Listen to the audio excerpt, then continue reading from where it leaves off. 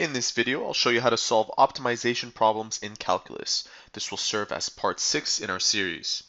The steps to solving optimization problems are stated below. The question for this video reads, a sheet of cardboard 3 feet by 4 feet will be made into a box by cutting equal squares from each corner and folding up the 4 edges. What will be the dimensions of the box with the largest volume? The best mode of action in a question like this is to start off by drawing out a diagram. The way I see this is that there is a sheet of cardboard and there will be equally sized squares on each corner. So we're going to call the dimensions of the squares x. And we also know that the sheet of cardboard is 3 by 4 feet. So it is 4 feet wide and a length of 3 feet. That being said, if this were to be folded, it would look like this with these dimensions. So this would be x, this would be 3, and this would be 4. And they are asking us, what will the dimensions of the box be with the largest volume? So the binding formula for this question is volume, where we have volume is equal to the length times the width times the height. And if you look carefully, you can derive the length by taking 4 and subtracting it by 2 x's, because these are also x's. So that would serve as your length.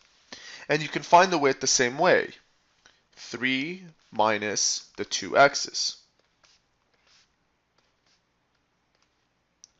In addition to that, we also know the height, and the height is h. So let's replace everything that we know into our formula. Volume is equal to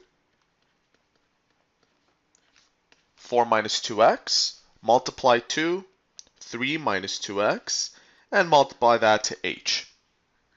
The next thing that I will do at this point, now that I've generated my formula, is I will expand this and then take its derivative. If I were to expand this, I end up with the following. 4 times 3 is 12. 4 times negative 2x is equal to negative 8x. Negative 2x times 3 is equal to negative 6x.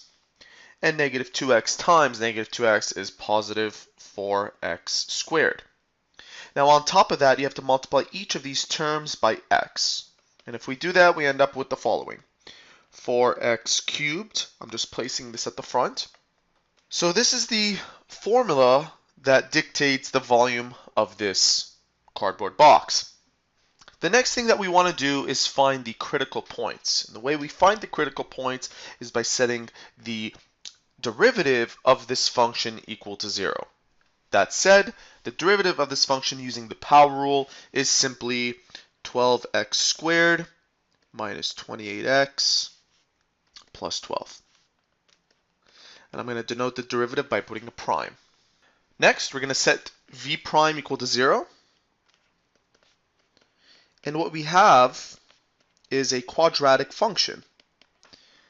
A quadratic function means that we need to use the quadratic formula to find our x values. So we're going to use the quadratic formula, minus 28 and 12, which gives us two possibilities. 1.76 and x is equal to 0.56. So, which of these two do we use going forward? Well, if you think about it, we can't use 1.76. Now, just take a look.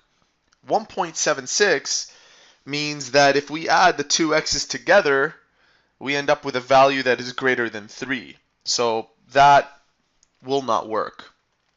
So we're going to try to prove that 0.56 will give us a maximum. Now, how do we do that?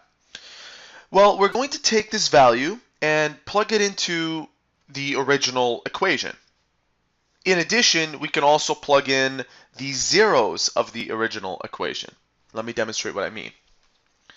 So I'm going to plug in 0.56 into what v was equal to. And v was equal to 4x cubed minus 14x squared plus 12x. And let's see what we get. We get 3.03. In addition to this, what we can do now is go back to our original equation and find out the zeros for that original equation and then use those zeros to input them to see what value we get. So some of the zeros include x at 0. Another one would be 4 minus 2x is equal to 0, which gives us a value of x is equal to 2. And also 3 minus 2x is equal to 0. We bring that over, we end up with 3 over 2x. Now we're going to use this one, and we're going to use this one to see what happens. We're not going to use this because 2, obviously for the reason that we mentioned before, will be greater than 3 itself.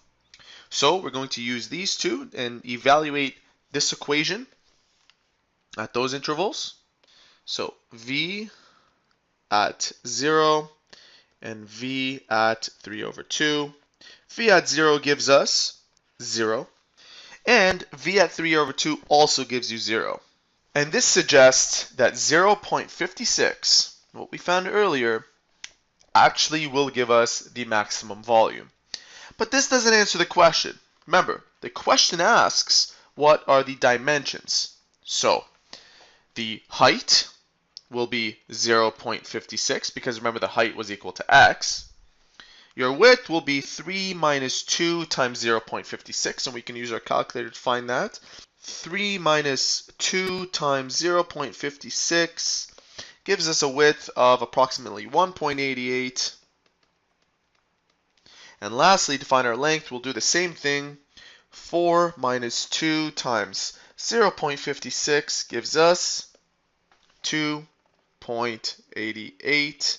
And all three numbers have the units in feet. And there you have it. That is how to solve a geometry type question related to optimization in calculus. If you found this tutorial helpful, please support our channel by subscribing or by liking this video. If you have any further questions, you may visit our website at biology-forums.com. We are an online service for students seeking free homework help. See you soon.